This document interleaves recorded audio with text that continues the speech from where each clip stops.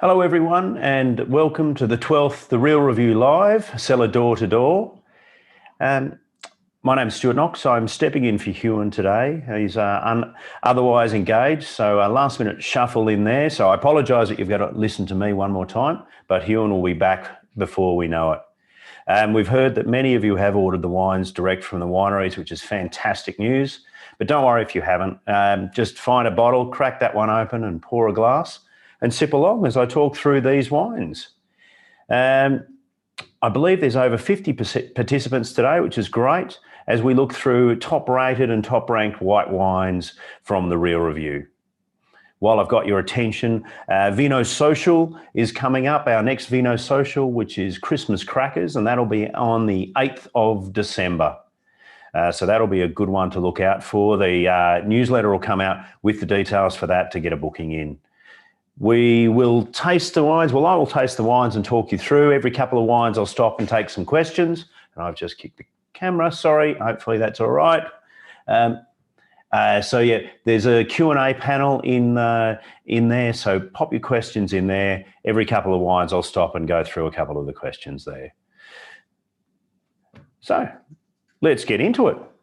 Now, our first wine today is the Mount Pleasant Marrowbone Road Fiano 2019 from the Hunter Valley in New South Wales. Now, Marrowbone Road is the home vineyard of Mount Pleasant. That's where they are based.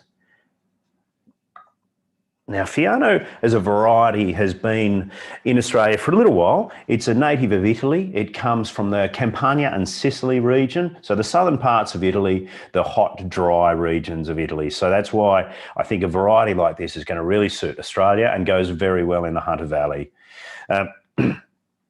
Mount Pleasant planted Fiano in 2014. And so these are quite young vines, but it's really exciting to see these wines come out from places like the Hunter, which have got those quite hot, dry conditions. We'll have a little look at this one. It's a lovely colour, just pale lemon with some nice sort of green hints around the outside. On the nose, there's a lovely stone fruit characteristic, nectarines and peaches there. A bit of pear skin as well, just to give you a nice sort of green, savoury note. Let's have a taste.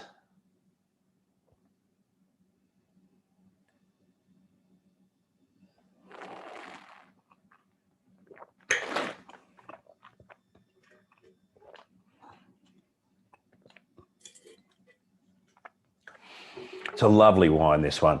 There's a lovely core of sweet fruit. It's quite plump in the middle, but it's not a fat wine at all. There's a beautiful line of acidity that runs from front to back, which just keeps the tension through there. What I do like about this wine as well is that it has had a little bit of skin contact in early stages of its production.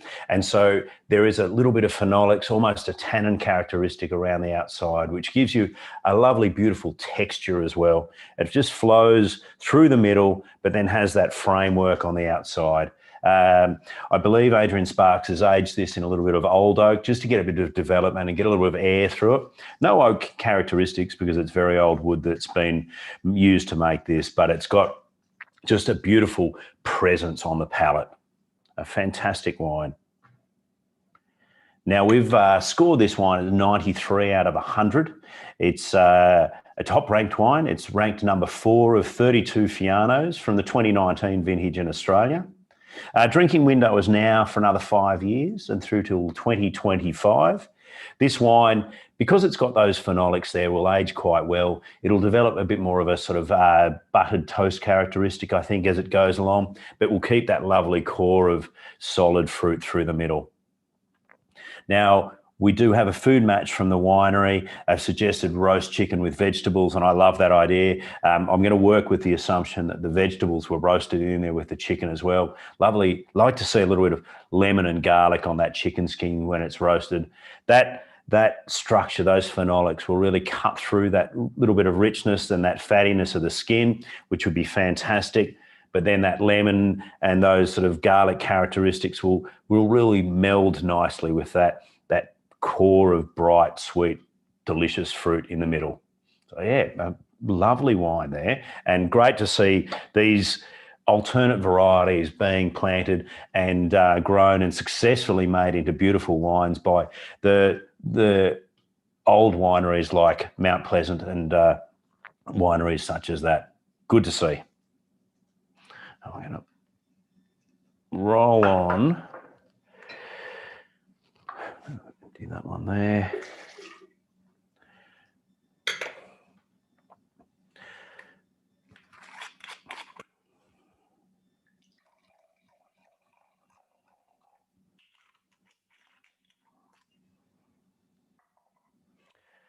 Okay, our next wine is the Marrywood Park Chenin Blanc 2018 from Margaret River and WA. We're flying all the way across the country, up to the other side. Chenin Blanc, its native home is the Loire Valley, one of my favourite parts of the French countryside, a magnificent place. I love the wines of the Loire, and I'm a big fan of Chenin Blanc.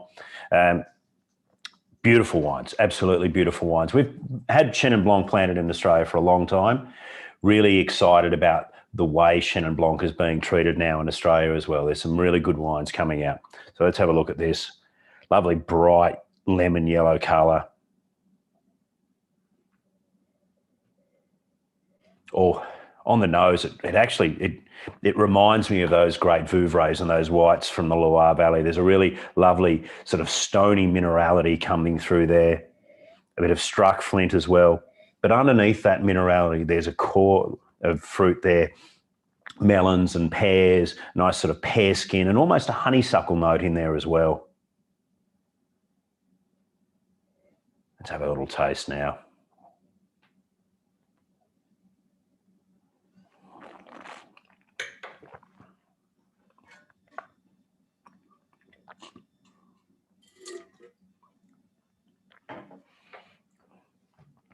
And that's everything I want to find in a Chenin Blanc. Chenin, as a variety, has an ability to build weight and texture, can be almost as big as a Chardonnay, yet it maintains acidity much deeper into its ripening period. So you get a lovely tension built of high line of acidity with depth and flavour as well, which does give a winemaker a lot of opportunities to build other layers in the winery as well. And this one, good use of old oak, a good use of lees, and other characteristics have been built in there to get a lovely layers of sort of some roasted nuts. There's lemon curd. There's a pastry biscuit note in there as well. But that acid line keeps it all fresh and vibrant and makes me want to keep going back to it. Marrywood as a vineyard was planted in 1992, 100% biodynamic, has never seen pesticides or herbicides, never seen any irrigation. So very concentrated wine, lots of care has gone into the vineyard, and you can see that love come through to the wine as it in the glass as well. And we rated this wine at 95 out of 100. It's a top-rated wine. Because of the way our ranking systems go, this one hasn't been ranked per se. We need at least 30 wines of a comparable bracket to do a ranking. So we don't have enough 2018 Chenins to do that. But this one is very much a high-rated wine. It's in fact we scored this one at 95 out of 100. So that's a gold ribbon wine. Drinking window now for another 6 years through till 2026. And I think this wine will just get better and better as it opens up and spends some time in bottle. Those minerality characters will turn into a nice toastiness as well, and it will go forever. Beautiful wine. Now, food matching, the winery suggested a few different things like rich seafood dishes, cheese as well, which is a good combination. Probably not blue cheese, but the more hard cheeses and maybe some of the white molds, the milder ones would be a good combination. And also Japanese dishes. And I think Japanese would be a really, really good combination with that. Chenin Blanc can lead and lend itself to those umami characteristics. So I'm looking at that and I'm thinking about a lovely ramen dish with a really like a nice gelatinous broth that's been put in there as well. That acid will cut through the richness of the broth, but those umami savoury characteristics will pick up those minerality notes in there as well. So I think that'd be fantastic with those sort of Japanese style dishes. A really fantastic wine. Okay, I'll leave that there and let's have a look at some questions from Susan. What are the best places to grow Fiano in Australia? Well, like I said, Fiano comes from the southern parts of Italy, which are quite warm and dry. And Sicily as well, which is once again very hot, can be very hot, quite dry. And both of those regions, though, are close to the Mediterranean Sea, so they're coastal. So the Hunter Valley is obviously a good one, and we've seen that proven there. I'd really think Fiano out of places like McLaren Vale would go really well as well. And Margaret River, I think Fiano would go well. Bit cooler in Margaret River, but that coastal influence, I think that sort of almost sea spray characteristic that the location has would actually really help those wines as well. So yeah, I think that it's got a good future in Australia. In actual fact, even though I'm looking at coastal regions, those inland regions that are quite warm and have water issues, like the Riverina, would also be a great spot for Fiano. Question from Terence. A couple of questions from Terence. I'll cover both of these, I think, now. Can you describe what phenolics taste like and what causes a wine to be phenolic? Well, phenolics are a compound in the grape skin. A phenolic is a precursor to tannin in simple form. So if we think about a red wine, we know what we feel tannins are, those sort of furry, fuzzy characteristics that we get on our gums above and below our teeth. And phenolics are in those same spots, but they tend to feel more like as opposed to a sandy or a gravelly texture, they feel more like a fuzz, sort of like a peach skin character across the gums. And Terence had a second question, and that is, I've heard that Chenin Blanc makes some of the world's longest living wines. Why is that? And yes, ramen would be great, wouldn't it, Terence? Chenin ages beautifully because of that combination of intensity of fruit and high acid. So acidity is in white wine is the thing that gives them longevity. In red wines, tannins is what gives them longevity. So, but coming back to white wines, acidity is what is the framework that has to carry the life of it. It's the bones, so as to speak. So the stronger your bones, the better off you are in later life for humans as well as anything else. So Shenan, along with Semillon and Riesling, have those beautiful acidities to give them plenty of life. What Chenin Blanc really does that some of the others don't have is also concentration. So there's a lot of bulk and there's a lot of weight and presence, which then, as wines age, they fade away. But when Chenin Blanc starts with so much concentration, there's a lot more layers of it to give up before it falls over. And some of those really long-lived Chenins from Vouvray, etc., also have sugar. So quite often they have a sweetness to them, and sugar is another preservative and another compound that stays with the wine as it ages. You can't take sugar out of it, so it remains there, and that helps give it concentration in many years to come. Okay.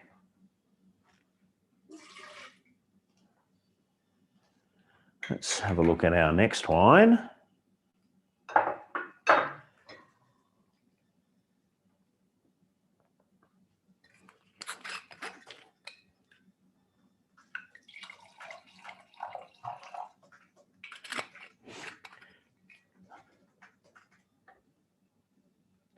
So our next wine is the Kyara Wines Thistle and Burr hand-picked Riesling, 2018, from the Eden Valley in South Australia. Kyara Wines is a relatively new brand per se, but the Pendergast family who have set this up are actually related to Heinrich, who is one of the founders of the Eden Valley from the 1870s. So they've got a long history in that region there. They spent 20 years in the fashion industry in Melbourne, but as they say, you can take them out of the Barossa, but you can't take the Barossa out of you. So they've headed back over to the Eden Valley. This vineyard itself was planted in the 70s, and they took it over in 2014, I believe, and made and matured wines for release in 2018. So we're seeing the 2018 Riesling from them.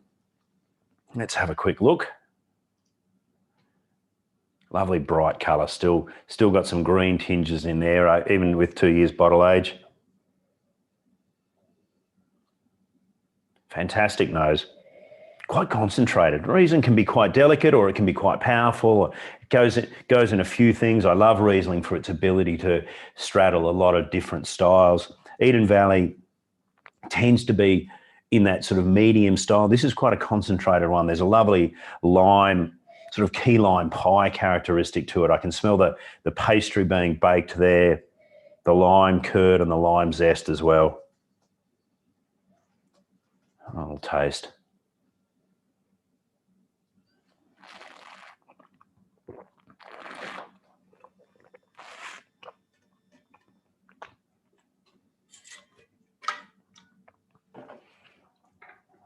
Wow, the intensity of this wine is really what grabs you to start with. There's such a not a weight. Well, I suppose there's a weight of presence there, but it's got such, it commands attention. There's so much concentration in the middle, but it doesn't sit heavy. There's a lovely acid lift that keeps it high, but those acids, whilst distinct, they don't sit aside from it. They sit in beautifully with it and gives it life and length and drive. There's, once again, those lime curd characteristics. There's some blossom characters in there. And then we talked about with previous wines about that phenolic grip, and there's a little bit of that there in this one too. I wonder if there's a bit of pressings in there just to give that texture, but that is what makes this wine really stand out, is that it all sits, it's weighted so well and flows so beautifully. A lovely wine, a really lovely wine for me.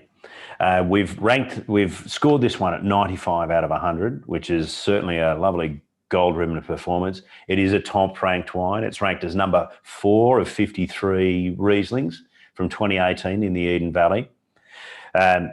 Drinking window now till 2029, and I'd probably suggest that looking at that, it could go a bit further if you can keep your hands off it, but I certainly couldn't. It's just drinking magnificently right now. Food match from the winery, fresh oysters, served natural, little squeeze of lemon and some cracked pepper. That's a good combination. I'll never say no to oysters at the best of times, or the worst of times, in fact, but that sort of creaminess of the oysters would sit nicely with that concentration in the middle. The lemon and lime will always give that lovely lift and vibrancy. And I like the idea of the cracked pepper, because that's going to add a savoury element, which will give you a nice contrast to those phenolics there. And pepper can have that same almost phenolic sort of grip fuzz around the outside. So I can really see that all melding together beautifully. I really, really like this wine. Okay. We're slowly making our way back to the east coast. I'll empty that one. Quick glass change here, just to mix it up.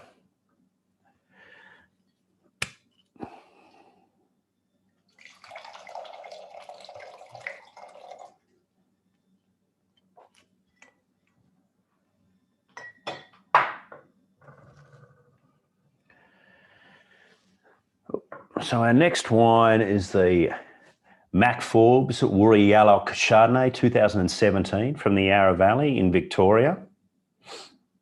Our Mac has been making wines for a long time around the countryside in Europe and doing all of the vintages around the world.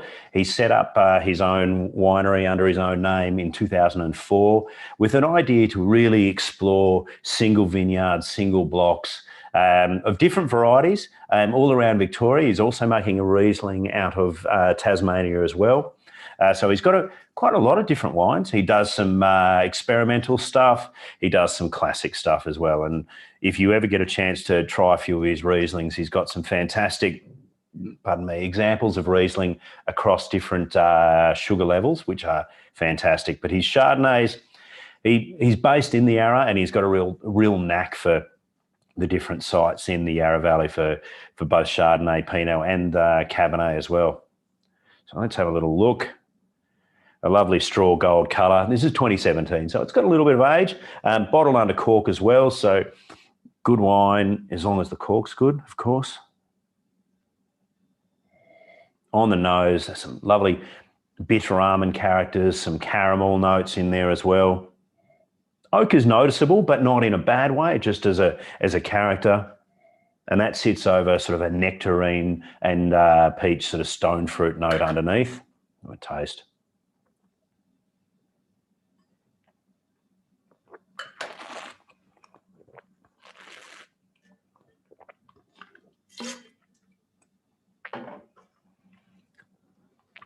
There's a calmness about this wine. It really flows from front to back. There's no edges, there's no elbows or knees. It's very comfortable in its own skin. There's layers of those roasted nuts and those oak characteristics that Mac's involved there. There's a little bit of struck flint, a minerality that flows into there as well. But it's about its seamlessness and its ability to coat the whole mouth, yet the acidity there is ample to clean it up as well. And so it just rolls along quite gently, but with a certain unstoppable nature as well. Yeah, it has a lot going for it. We've scored this wine at 96 out of 100, which is a very strong gold ribbon performance there for this wine. It's a top ranked wine at number 9 of 78 for the 2017 vintage Yarra Valley Chardonnays. Drinking window now till 2028, so in 8 years from now. And as long as the cork gods are on your side, the good bottles will be fantastic. That richness will continue, but there's ample acidity to keep it fresh and vibrant for quite some time. Food-wise, Mac loves this with some oysters as well, but he's quite specific. He wants to go down to the Wapengo region and get some rock oysters there, just natural, no garnish, nothing there. And Wapengo rock oysters are probably the richest and creamiest of the Sydney rock oysters that I've certainly come across down from the south coast of New South Wales. And when you bite into an oyster, there's that sort of lovely creaminess to them, and that's going to sit really beautifully with the texture of this wine. But once again, those sort of flinty minerality characters are going to pick up that sort of seaside brine combo there as well. So I'd really happily sit down to a bottle of this and a plate of those oysters, maybe 2 plates of the oysters. It is a big bottle after all. Now, I'm going to roll on to some questions here. Vic, what is the difference between Eden Valley and Clare Valley Rieslings in their flavour profile? Okay, this is a slightly simplistic version, but I see Clare Valley being lemon and sort of sea spray, and I see Eden Valley being lime and sort of more earthy minerality. That would be the two. You can build texture and weight depending on the vineyard and the ripeness and so on and so forth. But yeah, that's the way I feel how those two work together. We've got lemon in Clare and lime in Eden, to put it simply. Question from Terence. Why does Mac put his Chardonnay under cork? Is it Diam? No, it's actually a natural cork. You'd have to ask Mac that one, really. Every winemaker's got their own opinion on the best closures. As a sommelier and working in the restaurant trade, I do prefer screw caps, but it's up to the winemaker. They have their own choices on that. It could also be that, I know, look, this is a single vineyard wine for Mac's Chardonnay. Maybe it makes more sense for him to put it under cork just for ease of bottling, etc. Maybe Mac's watching, who knows, he might answer. But yeah, I do know that cork quality in Australia is far better than it used to be, and certainly I'll just let the winemakers make their own decision. But if you're asking me, I would prefer him to put it under screw cap. He has, on his Rieslings are all under screw cap. Maybe generally a lot of winemakers, not a lot, but those that bottle under cork do believe that they use cork to let the wines develop a little bit better in their preference, but each to their own, I suppose. Okay.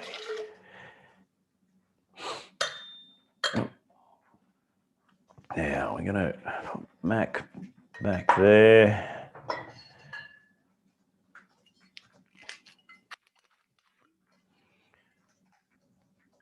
Stick with the Chardonnay glass.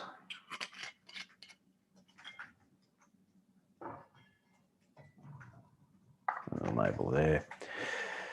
So this is the Hahndorf Hill Reserve Grüner Veltliner 2017 from the Adelaide Hills in South Australia. Grüner Veltliner is a native to Austria. A little discussion previously. So really this is Veltliner because Grüner just means green. So one would presume there's other colours of Veltliner as well, much like Pinot is one, and we've got Pinot Noir and Pinot Blanc and Pinot Gris. So I haven't seen any other Veltliners though, I must admit. So the green one is the only one I've seen so far. Hahndorf Hill was set up in '97, and they do have a fascination and have really pushed on with the Austrian varieties. So they make the classics as well, but they've got a Grüner Veltliner, they've got a Blaufränkisch, they've got a Zwiegelt, and they're really pushing hard to embrace those wines. They weren't able to get Grüner Veltliner on the usual path, the usual sort of direction you do for cutting. So they imported in 2006 their own clones of Grüner Veltliner. Planted in 2010 was their first release of Grüner Veltliner, the first Grüner Veltliner release in Australia, or Australian Grüner Veltliner. As a variety, I'm a big fan of Grüner. It really works well with food. It's got a lovely acidity, keeps it nice and fresh, but it can build weight and texture as well, and often has a lovely savoury line to it. Works brilliantly in wine bars and restaurants. Such a winner, and to a degree, it's one of those wines is that as a sommelier you can recommend to someone who wants to try something different, and you always comfortable that most people are going to enjoy it. As a consumer, it's even better because you pretty much guarantee that every Grüner Veltliner, frankly, that I've tried so far, and it's quite a few, has been delicious. It's just been a really good drink, in varying degrees of better, and better. So which is fantastic. But anyway, let's have a look at this one. So this is their reserve. So you would expect that we're seeing a bit more work there, and you're looking at the colour, and the colour tells me that it's got some winemaker influence. I suspect some oak has been used in there just to get it a bit richer and more weighty.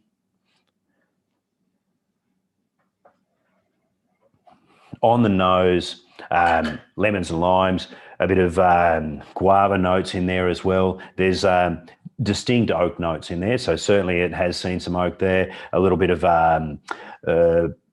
cashew nut characteristic, and there's a lovely curry leaf sort of note in there as well. And Grüner does always lean to that sort of curry note there as well, or curry powder. I see that as a spice quite often in Grüner, and so that's what I love about this wine, is it really does show what I expect from Grüner. Let's have a taste.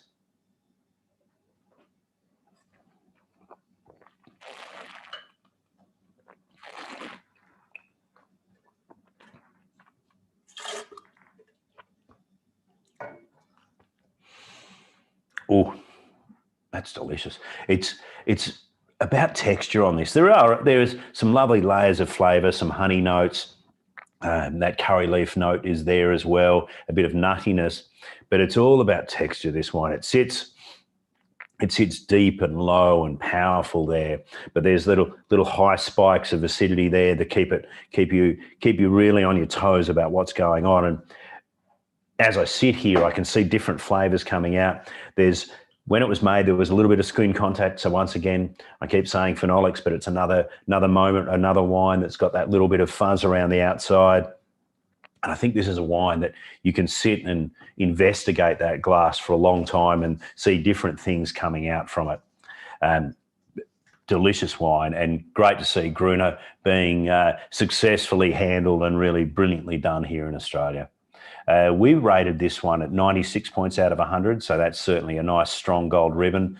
And in the rankings, it's ranked number 1 of the 2017 Grüner Veltliners from Australia. That's number 1 of 17 for this one.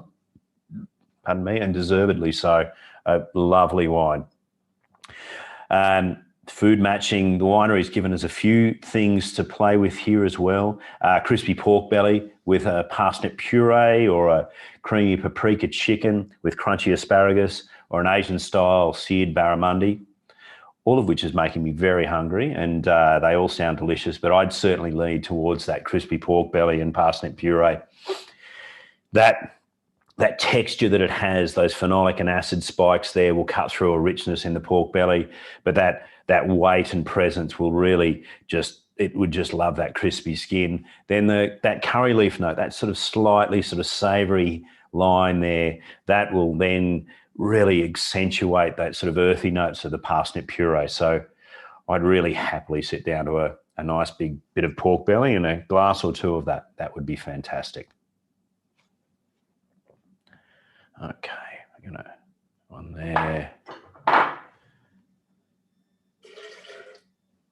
I'm having a bit of fun with the glasses, so we're gonna have another glass change again.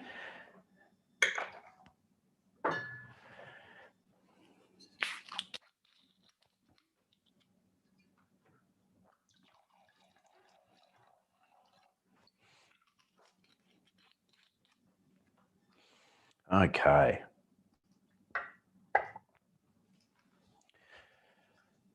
So our next wine is the Tyrrell's Single Vineyard Stevens Semillon 2014 from the Hunter Valley in New South Wales. Tyrrell's 1858 it was founded. 5 generations so far of Tyrrell's been making wine up in the Hunter Valley. Obviously one of the first family vineyards, and so fantastic that it's still a family-owned vineyard. The Hunter has great history like that, and the Tyrrell's family are integral in the history of wine across Australia, not just the Hunter Valley. The other thing to note with Tyrrell's is that there's a bloke in the background that not everyone knows, Andrew Spinazzi, Spinner as we call him. He started with Tyrrell's in 1980, was made the head winemaker in 1989 and is still there. So he's had a pretty good run as Spinner, which still surprises me because he looks like he's about 30. I've judged a lot of wine shows with Spinner, and his knowledge and his ability around all wines, but Hunter Semillon is second to none. Really, truly remarkable, and he's probably one of the most humble winemakers you'll ever meet, and just loves wine, loves all that, but has no interest in the spotlight. He just wants to get in and do what he does and get on with it. 2014 in the Hunter Valley was a warmer vintage.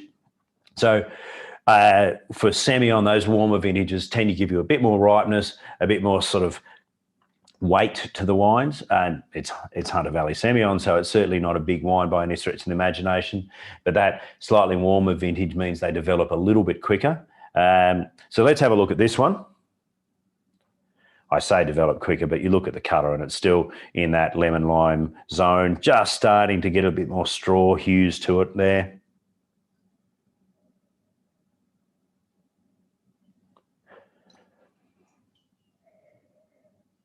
On the nose, still lemony, and there's a little bit of a biscuity sort of characteristic. It's sort of that lemon meringue sort of thing going on. Still very vibrant and fresh.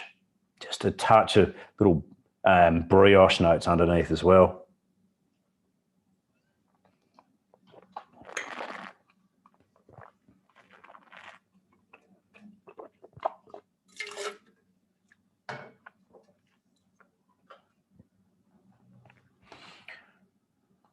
I love that vibrancy that Hunter Semillon always has.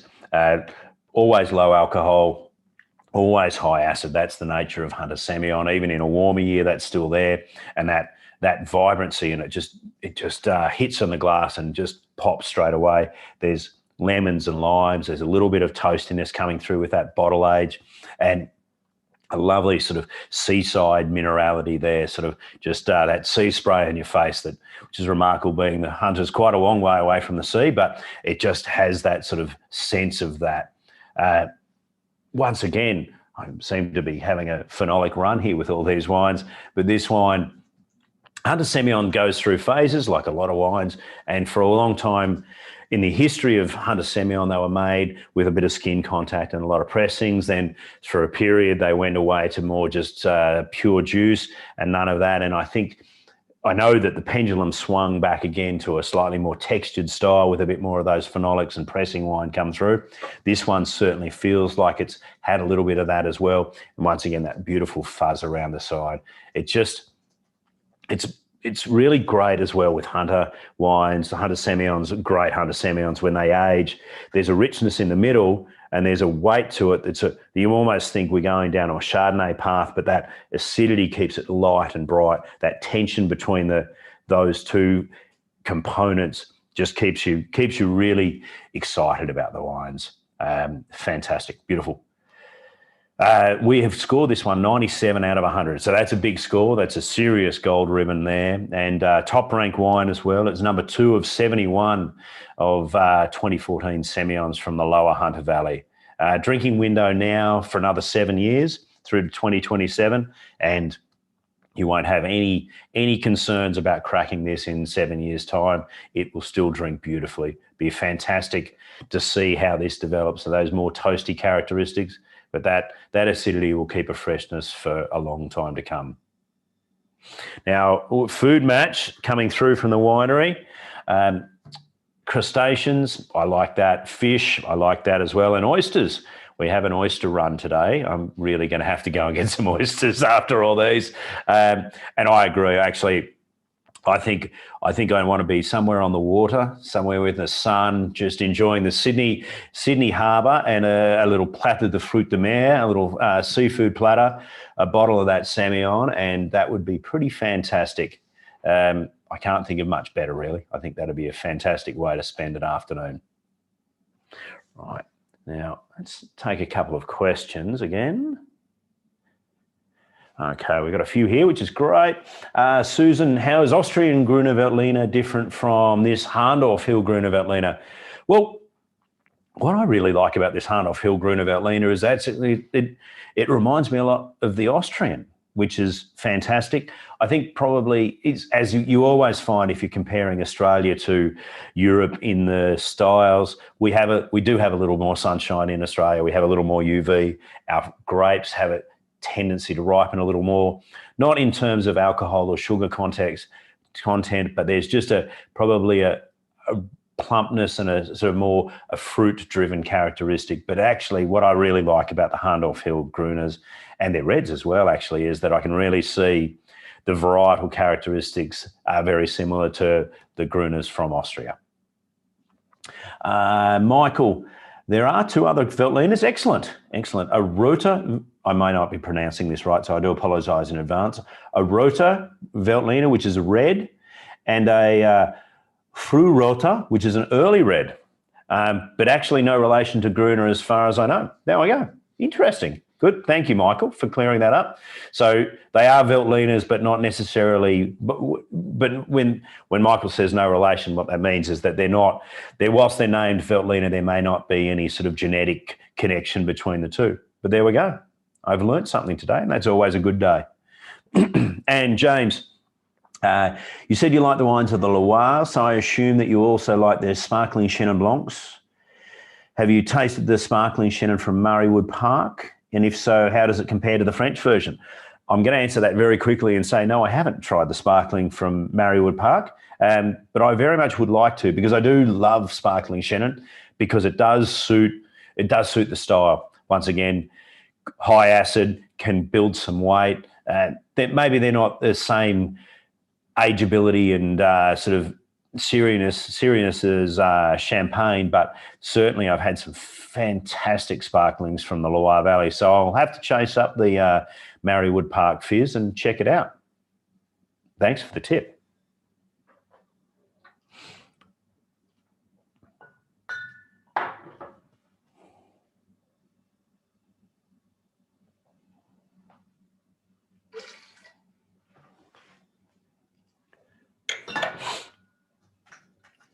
Okay, let's.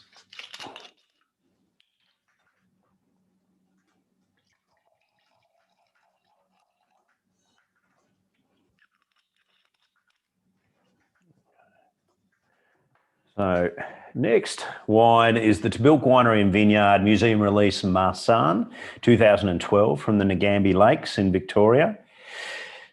So what I love about this whole lineup is that we've got wineries like Tahbilk and Tyrrell's and Mount Pleasant who have been around for years and years, and we've got young wines and old wines, wineries that have been started. So Tahbilk was started in 1860. It's been with the Purbrick family since 1925, so they've certainly got a good history there as well. They've got some of the oldest Shiraz vines in the country. They did have Marsanne planted from the 1860s.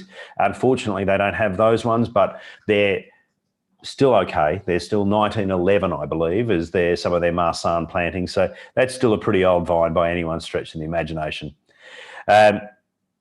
This is their Marsanne, their normal run-of-the-mill entry Marsanne, not a reserve or anything like that, just put back in the cellar and then released with age.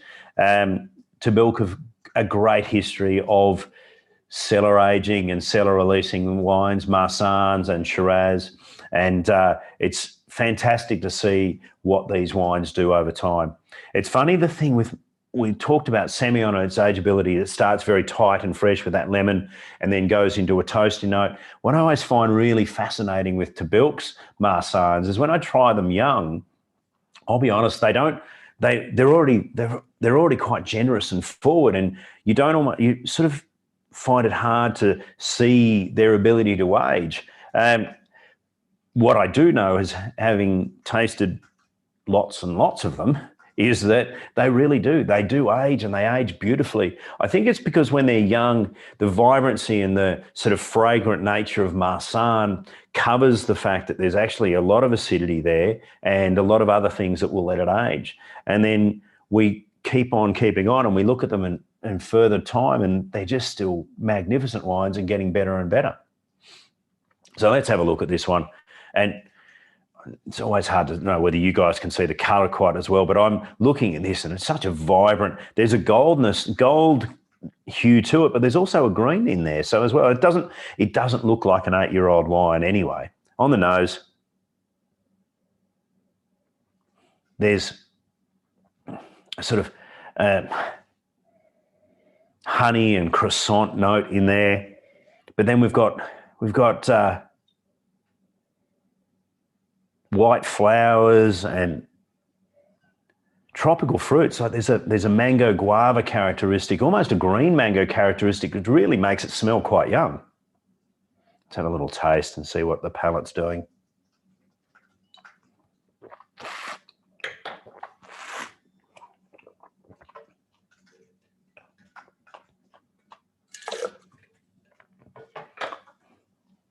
On the palate, really vibrant and fresh still. Lovely acid line, keeping it light and fresh and keeping it airy and vibrant. There's honey notes. There's a little bit of buttered toast there. Then we're back into that mango guava, and just right mango and guava as well. Super vibrant, super concentrated mid-palate fruit, but those acids just keep it really focused. And what a lovely finish it's got. Keeps really clean, stays in that sort of tropical fruit zone, but bone dry. Not a hint of sweetness there, not a cloyingness in there, really super clean in its finish. It's just a fantastic wine. And with this Tahbilk wine is that I think from the still available, still cellar release, and it's $26, and that's a remarkably good price for a 8-year-old wine. It could be double that, and I'd still say it was a good price. So it's an absolute steal, realistically, and a fantastic wine. Because of my ravings, etc., unsurprisingly, we've rated this at 95 out of 100 with a gold ribbon for sure. Not ranked because there's not enough Marsannes to do that grouping, but certainly a top-rated wine and a fantastic wine that it is. Food matching. Not oysters this time. This time we've got a chicken and asparagus terrine from the winery with some spicy chutney. And I like that idea because a chicken terrine, I'm thinking a nice coarse terrine.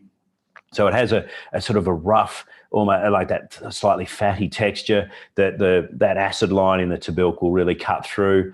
Those honeysuckle and floral notes will then contrast nicely with that green hint that the asparagus brings. And then that weight, that mid-palate weight that you see there will get lift from that spicy chutney. So yeah, that sounds like a nice combination indeed.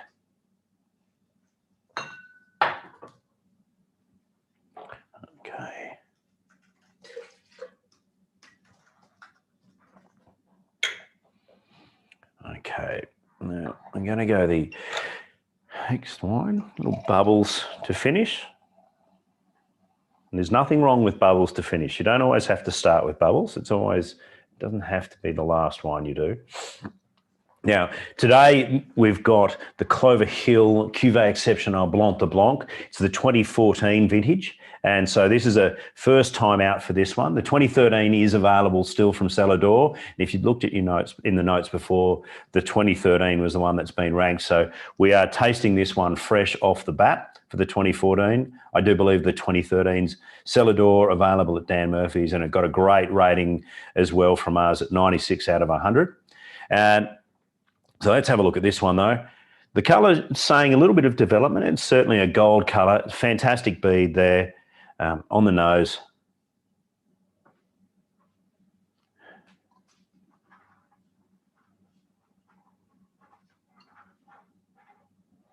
On the nose, there's a nice honeyed characteristic. It has some brioche. It has some sort of quite elegant sort of aromatics in there, but there's also a depth and a weight. It's a bit developed on the nose. Have a taste.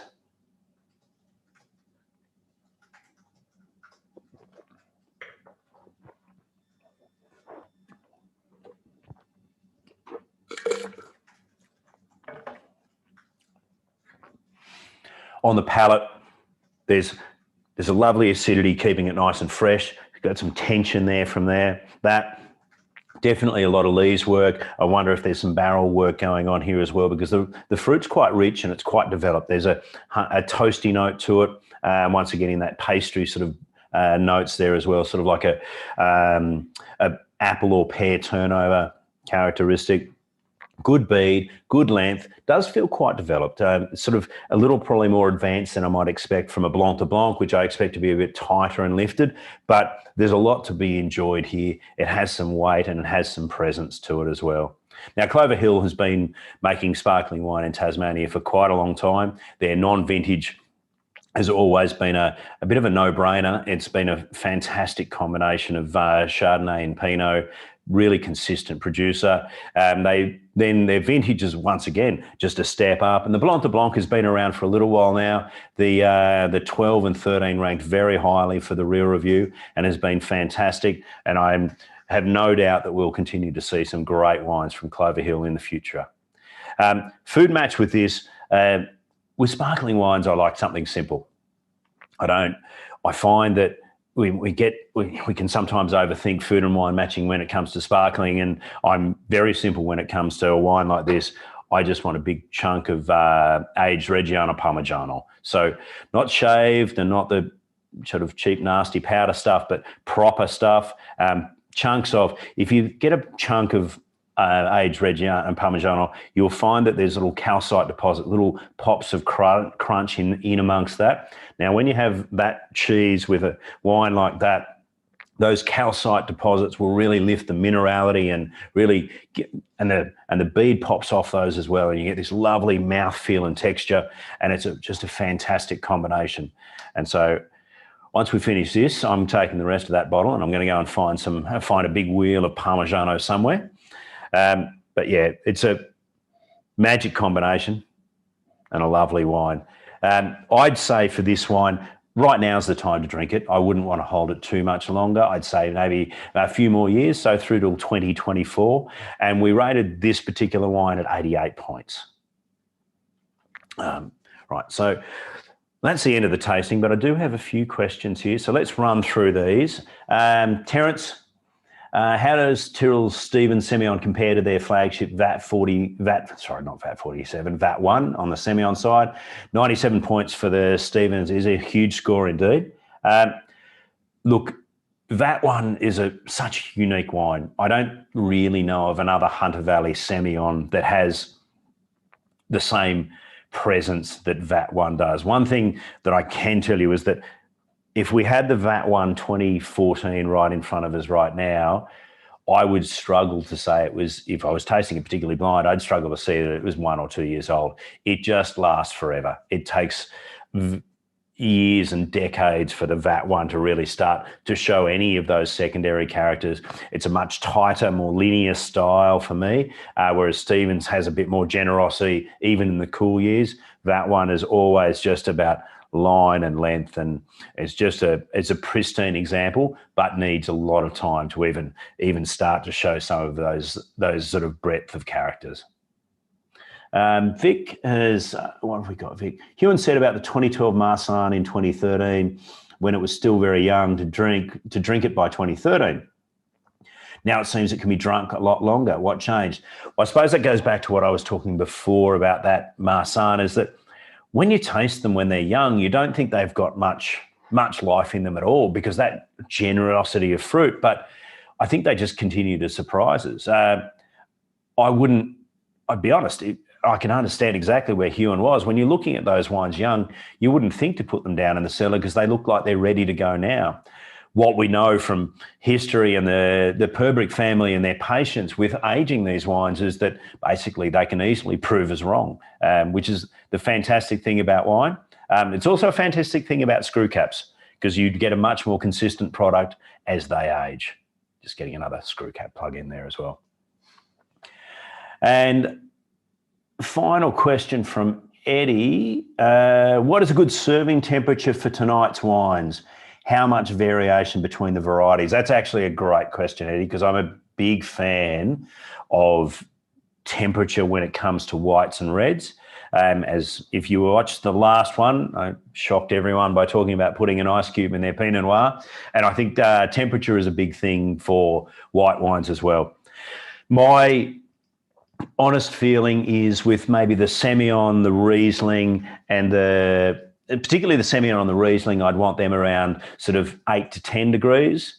The other ones, the more textural wines like the Chenin, the Chardonnay, and the Grüner Veltliner, and the Marsanne as well, I'd quite happily drink those at about the 12 to 14 degree mark. All of these wines here, we've just taken them out of a wine fridge, and I was tasting them all at 14 degrees, which I think is a really good temperature. Maybe for fizz, the bubbles, I'd like to see it about 6 or 8 degrees. That's sort of the zone. So 6 to 12 is a good sort of average there. Now, when you think of your normal fridge at home, they're all running at about 2 or 3. So put your Pinot in for half an hour and take your whites out for half an hour, and they'll be just about right. Anyway, guys, thank you so much for tuning in and getting involved with the questions and having a chat there. I hope you really enjoyed it. We'd love you to get onto the Real Review website and subscribe to the newsletter and get involved and join up for the full tasting notes as well. That'd be fantastic. While you're at the Real Review, you can go to our cellar door-to-door section of the website. From there, there's a direct link to buy the wines straight from the wineries. 2020 has been a tough year for everyone, and by going straight to those wineries and buying the wines direct from them, that's the best thing you can do for those wineries. They get the full retail in their pockets. The Real Review doesn't have any involvement in that. All that money goes straight to the wineries, so that's the best way you can support these guys. And tune in again for our next The Real Review webinar. Thank you very much.